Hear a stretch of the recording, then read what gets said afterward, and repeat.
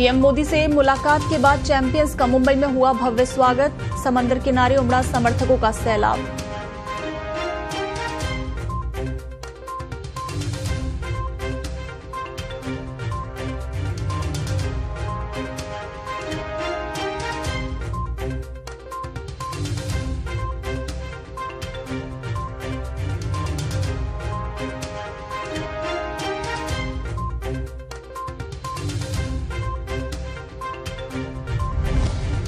हेमंत सोरेन ने झारखंड के सीएम पद के लिए शपथ। राज्यपाल ने पद और गोपनीयता की दिलाई शपथ। 31 जनवरी को पद से दे दिया था इस्तीफा।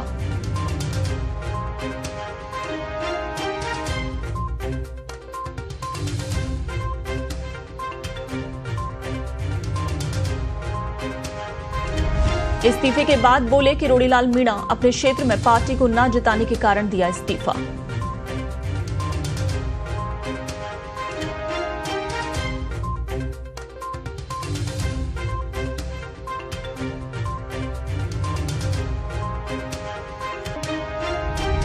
हाथरस हादसे में भोले बाबा का बयान आया सामने। खुद को बताया बेकसूर। मुख्य आयोजक भी फरार। हादसे की जांच के लिए कमेटी गठित।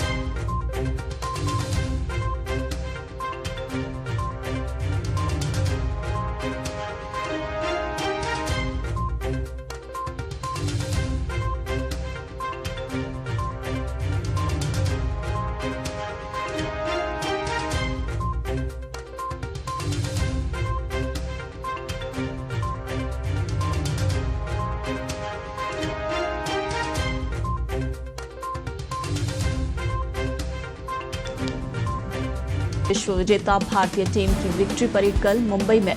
विक्ट्री परेड में उमड़ा जन सैलाब। टीम के स्वागत के लिए देश ने बिछाए पलक पावड़े। तो आपको बता दें कि बारबाडोस से टीम इंडिया जो कि कल सुबह दिल्ली पहुंची थी, सबसे पहले दिल्ली एयरपोर्ट पर टीम इंडिया का जमकर स्वागत हुआ।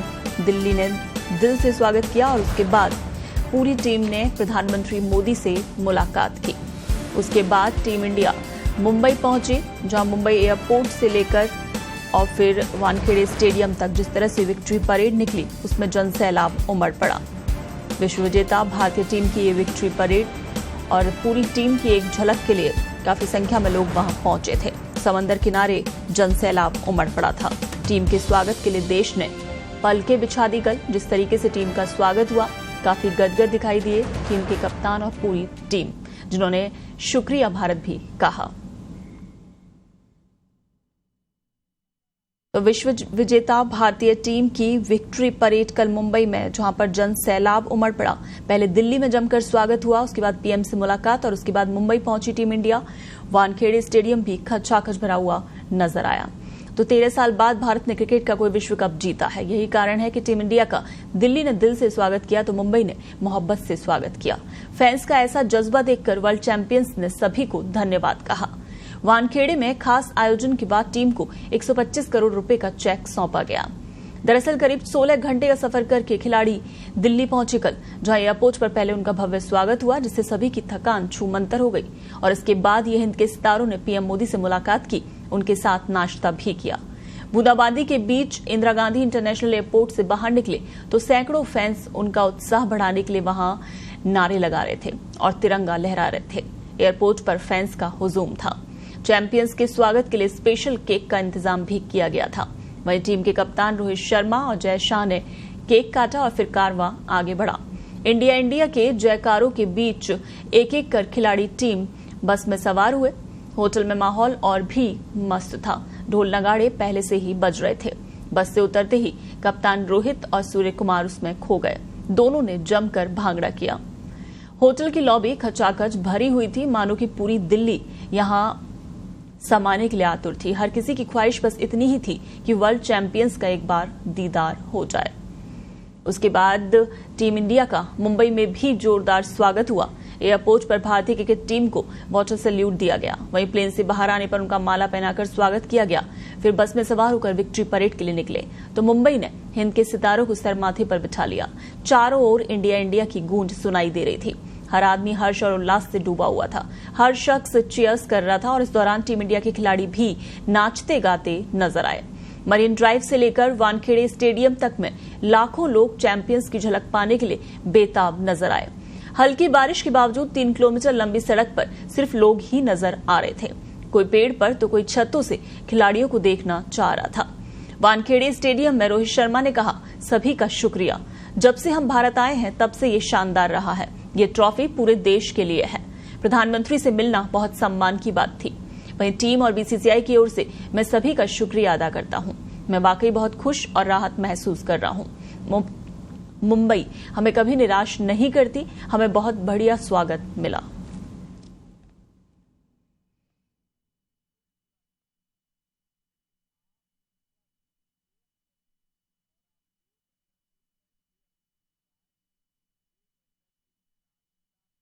राजस्थान के कृषि मंत्री और भाजपा के वरिष्ठ नेता डॉक्टर किरोड़ीलाल मीणा ने मंत्री पद से इस्तीफा दे दिया। डॉक्टर मीणा मंत्रिमंडल के वरिष्ठ सदस्य थे। इस्तीफे की मुख्य वजह मीणा ने अपने क्षेत्र में पार्टी को न जिता पाना बताया है। उन्होंने कहा कि उन्होंने नैतिक जिम्मेदारी के चलते अपने पद से इस्तीफा दिया है। डॉक्टर मीणा ने सरकार को अपना इस्तीफा 20 जून को ही सौंप दिया था। इसी वजह से वो पिछले दिनों हुई सरकार की अहम बैठकों में भी शामिल नहीं हुए। कर रहा हूँ 10-12 जिले तो ऐसे हैं जो आप लोग जानते हैं। तप की तपस्या किया, परिश्रम की, आंधी हो, तूफान हो, बरसात हो, आमागढ़ हो, लाठी हो, जेल हो। विपक्ष में आपका अच्छा रोल है, डिप्टी सीएम लेवल के भी। उसके बावजूद भी मैं मेरे प्रभाव वाले क्षेत्र में पार्टी को जिता नहीं सका।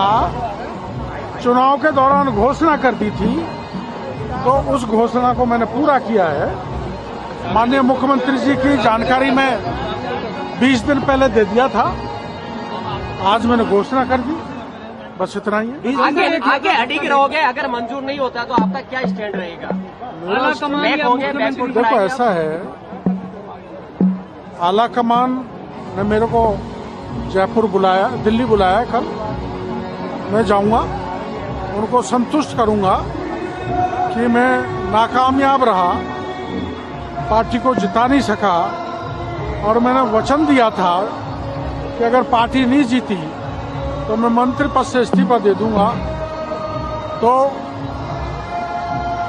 मेरी नैतिक जिम्मेदारी बनती थी, जब मेरी पार्टी नहीं जीती तो मैं वहां से इस्तीफा दे दूं। मैंने मुख्यमंत्री जी से मिलकर भी आग्रह किया, लेकिन उन्होंने मना कर दिया और उन्होंने पूरी तरह से इस्तीफा ठुकरा दिया था।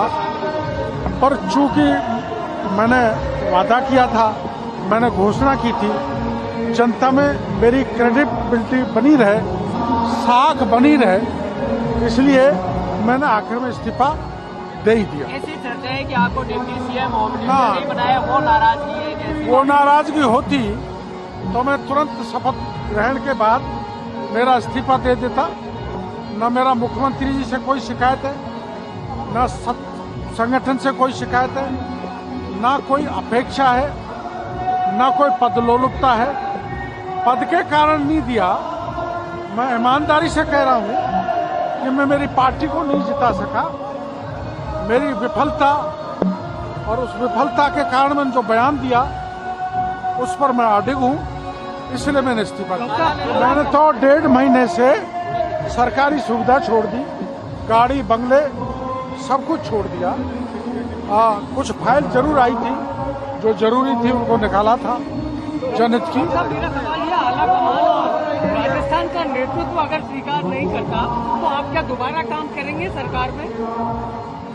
ये तो आला कमान ही बता सकता है। हेमंत सोरेन ने गुरुवार शाम को झारखंड के सीएम पद की शपथ ले ली है। सोरेन तीसरी बार झारखंड के सीएम बने हैं। हेमंत सोरेन को बुधवार को विधायक दल का नेता चुना गया था और कल ही चंपई सोरेन ने अपने पद से इस्तीफा दे दिया था। सोरेन ने विधायकों के समर्थन का पत्र राज्यपाल को सौंपा था। राज्यपाल ने हेमंत सोरेन के सरकार बनाने के दावे को स्वीकार करते हुए उन्हें सरकार बनाने का न्योता दिया था। राजभवन की ओर से जारी आधिकारिक वक्तव्य में कहा गया कि राज्यपाल सीपी राधाकृष्णन ने हेमंत सोरेन को मनोनीत मुख्यमंत्री के रूप में नियुक्त करते हुए शपथ ग्रहण करने के लिए आमंत्रित किया। शाम 5 बजे सीएम पद की हेमंत सोरेन ने शपथ ली। राज्यपाल सीपी राधाकृष्णन से मुलाकात के बाद हेमंत सोरेन ने सोशल मीडिया पर पोस्ट कर बिना किसी का नाम लिए बीजेपी पर निशाना साधा। हेमंत सोरेन ने राज्यपाल के प्रति आभार जताया। उन्होंने लिखा, विरोधियों की ओर से रची गई लोकतंत्र विरोधी साजिश के अंत की शुरुआत हो गई है। सत्यमेव जयते। आपको बता दें कि हेमंत सोरेन ने 5 महीने पहले मुख्यमंत्री पद से इस्तीफा दिया था। उनकी जगह पर चंपई सोरेन को सूबे का मुख्यमंत्री बनाया गया था। चंपई सोरेन ने बुधवार को ही राज्यपाल सीपी राधाकृष्णन को अपना इस्तीफा सौंप दिया था। चंपई सोरेन के इस्तीफे के बाद ही राज्यपाल ने हेमंत सोरेन को राज्य में नई सरकार के गठन का न्योता दिया था। उत्तर प्रदेश के हाथरस में हुई भगदड़ के मामले में जिला पुलिस ने पहली प्रेस वार्ता की, जिसमें आईजी अलीगढ़ रेंज शलभ माथुर ने बताया कि इस मामले में अभी तक 6 लोग गिरफ्तार किए जा चुके हैं, जिसमें 4 पुरुष और 2 महिलाएं शामिल हैं। माथुर ने बताया कि गिरफ्तार लोगों से जब पूछताछ की गई तो मालूम चला कि ये लोग आयोजन समिति में थे। पूर्व में भी ये कई आयोजन करा चुके हैं। इन लोगों का काम पंडाल की व्यवस्था करना, भीड़ इकट्ठा करना होता है। पुलिस ने बताया कि वेद प्रकाश मधुकर के ऊपर 1 लाख का इनाम रखा गया है। मुख्य आयोजक वेद प्रकाश मधुकर के खिलाफ NBW इशू कराया जा रहा है। बाबा की गिरफ्तारी पर माथुर ने कहा कि जैसे जैसे विवेचना आगे बढ़ेगी, आज जैसे विवेचना का पहला दिन था तो लोग गिरफ्तार किए गए, आरोपी गिरफ्तार हुए, लेकिन जैसे जैसे विवेचना आगे बढ़ेगी इसमें किसकी गिरफ्तारी होती है विवेचना अधिकारी तय करता है। विवेचना में किसी का भी रोल निकाल कर आता है तो उसके खिलाफ कार्रवाई होगी और उसकी गिरफ्तारी होगी। बाबा के अनुयायियों के बारे में पता लगा कि उनके बारे में काफी मान्यताएं हैं और बाबा के चरण रज लेने से बहुत सारे संकट दूर हो जाते हैं। और हम लोग चरण जो बाबा की गाड़ी थी उसको काफिले को भीड़ से निकालने हेतु आगे पीछे दौड़ते हैं। उस दिन भी बाबा की चरण रज के लिए भीड़ गाड़ी के आसपास आई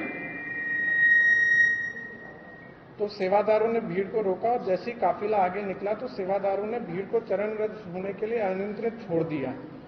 उसके बाद महिलाएं बच्चे एक दूसरे के ऊपर गिर गए। घटना जब हुई तो ये लोग मौके से फरार हो गए। इनके द्वारा वहां पर किसी प्रकार का कोई सहयोग वहां की पुलिस या प्रशासनिक व्यवस्था को नहीं दिया गया। एक बात जो और प्रकाश में आई कि वहां पर ये किसी भी व्यक्ति को वीडियो बनाने से रोकते थे। वह पुलिस प्रशासन को, जो अभी तक की हम लोग की पूछताछ और साक्ष्य संकलन है और जो वीडियो आप लोग के माध्यम से भी प्राप्त हुए, उसके अंदर देखा गया कि इनके द्वारा खुद ही अपने आप को भीड़ नियंत्रण का प्रयास किया जाता है और किसी प्रकार की पुलिस वहां पर या प्रशासनिक व्यवस्था को ये लोग एक तरह से अलाउ नहीं करते हैं। इनके अपने उसमें रिजर्वेशंस हैं। ये भी बात जो मुख्य अभियुक्त हैं, जो प्रकाश मधुकर हैं, उनके ऊपर 1 लाख की गिरफ्तारी का जोन लेवल के ऊपर आदेश किया जा रहा है। 1 लाख का जो पुरस्कार होता है वो घोषित किया जा रहा है। शीघ्र उनके NBW की भी कार्रवाई की जाएगी और इसमें खासतौर से विवेचना में भी इस चीज को भी देखा जाएगा कि कोई आपराधिक षड्यंत्र किसी व्यक्ति द्वारा या किसी संस्था द्वारा तो नहीं है, किसी साजिश का तो हिस्सा नहीं था। तो ये टोटल जैसा मैंने बताया 6 लोगों की गिरफ्तारी हुई है। अलग अलग जगह के रहने वाले हैं वो लोग। हम लोग के पास और भी डिटेल्स आई हैं, कुछ फोटोग्राफ्स आई हैं, कुछ पोस्टर बैनर्स आए हैं, कुछ हम लोगों के द्वारा जो पूछताछ के अंदर और चीज निकली है, जो और हम लोग के पास एग्जामिनेशन के लिए जो है पूछताछ की जाएगी। और जैसे जैसे विवेचना के क्रम में हम लोग बढ़ेंगे उसके अंदर जो भी साक्ष्य आते हैं और लोग की भी जो भी सख्त से सख्त विधिक कार्रवाई होगी, इसमें दोषी होंगे, उनके खिलाफ की जाएगी।